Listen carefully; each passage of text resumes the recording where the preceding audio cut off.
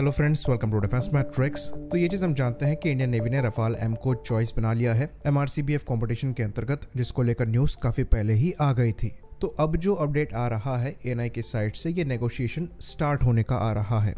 तो ये चीज हम जानते हैं कि हमारा दूसरा एयरक्राफ्ट कैरियर INS विक्रांत पहले से ही ऑपरेशनल हो गया है, लेकिन अभी फिलहाल वहां से MiG-29K ही ऑपरेट हो रहे हैं, जो कि दोनों कैरियर के हिसाब से लिमिटेड नंबर में है। तो 26 रफाल ऑर्डर किए जाने हैं, जिसके लिए जो डील अमाउंट है ये 50,000 करोड़ के ऊपर की पड़ेगी। तो अगर डॉलर में आप इसे कन्वर्ट करते हैं तो ये डील आपको $6 बिलियन की पड़ेगी, जिसके हिसाब से पर यूनिट कॉस्ट एक एयरक्राफ्ट का $230 मिलियन पहुंचता है, जो कि काफी एक्सपेंसिव साउंड करता है। पर ये चीज हमें दिमाग में रखनी है कि यहाँ ट्रेनिंग, सपोर्ट और वेपन्स इंक्लूडेड होंगे, और मोस्ट लाइकली ये रफाल मिनिमम F4.2 स्टैंडर्ड के होने चाहिए, जिसका मतलब ये है कि ये एयरफोर्स के रफाल से ज्यादा कैपेबल होंगे। ऑल्दो रफाल के F5 वर्जन पर भी काम किया जा रहा है, पर मोस्ट लाइकली यहाँ पर जो नेगोशिएशन होगा ये मैक्सिमम रफाल F4.2 के लिए ही होगा।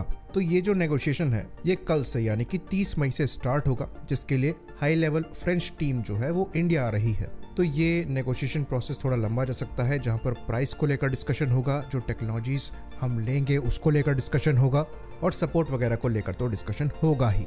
तो डिफेंस मिनिस्ट्री के साथ साथ इंडियन नेवी के ऑफिशियल्स भी इस मीटिंग में शामिल होंगे, और मोस्ट लाइकली साल के अंत से पहले डील साइनिंग की कोशिश यहाँ पर करी जाएगी। और ये जल्द से जल्द करना इसलिए भी जरूरी है क्योंकि रफाल की जो ऑर्डर संख्या है ओवरऑल वो काफ़ी ज़्यादा है।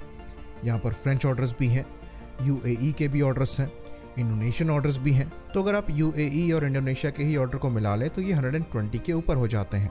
तो जो रफाल का प्रोडक्शन रेट है ये 36 एयरक्राफ्ट पर ईयर की करने की कोशिश करी जा रही है, पर फिलहाल के लिए ऐसा लगता है कि ये हो नहीं पाया है। तो डेफिनेटली यहाँ पर बैकलॉग लगेगा, जिन्होंने पहले ऑर्डर्स किए हैं उनको पहले डिलीवर करने पड़ेंगे।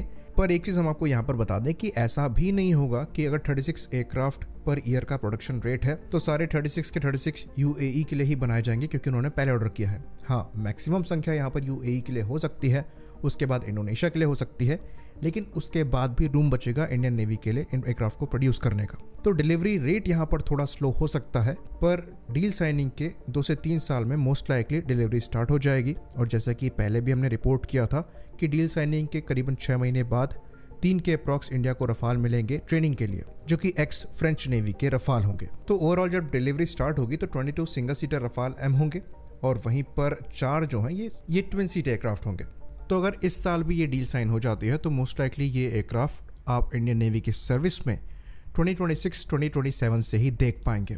ऑल्दो इंडिया में फ्लाई होते हुए ये आपको पहले से दिख जाएंगे, जिसके अंतर्गत इंडियन नेवी के जो एविएटर्स हैं उनकी ट्रेनिंग यहाँ पर होगी, और उन्हें कॉम्बैट रोल में इस्तेमाल नहीं किया जाएगा। तो पर्सनली हमारे लिए यहाँ पर इंटरेस्टिंग चीज़ जो है वो ये होगी कि ये एयरक्राफ्ट जब इंडियन नेवी द्वारा ऑपरेट किए जाएंगे तो इनको INS विक्रांत की लिफ्ट से कैसे इस्तेमाल किया जाएगा, क्योंकि ANI के आर्टिकल में ये तक मेंशन किया गया है कि ये INS विक्रमादित्य से भी ऑपरेट होंगे, जहां पर लिफ्ट की जो चौड़ाई है वो इवन INS विक्रांत से भी कम है। ऑल्दो एयरक्राफ्ट की लंबाई का कोई इशू नहीं है, क्योंकि लंबाई यहाँ पर MiG-29K के सिमिलर ही है।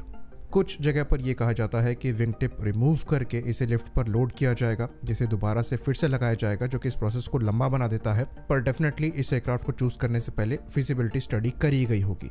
बाकी इसे हैंगर में फिट करने के लिए भी सारी कैलकुलेशंस करी गई होंगी। तो ये बात हम आपको बता दें कि दूसरे एयरक्राफ्ट के कंपैरिजन में इसका जो विंग स्पैन है वो एक्चुअली कम है, पर बाकी जो एयरक्राफ्ट है जिसमें MiG-29K और FA-18 सुपर हॉर्नेट आता है उनके विंग्स फोल्ड हो जाते हैं, यहाँ पर वो आपको नहीं मिलता है।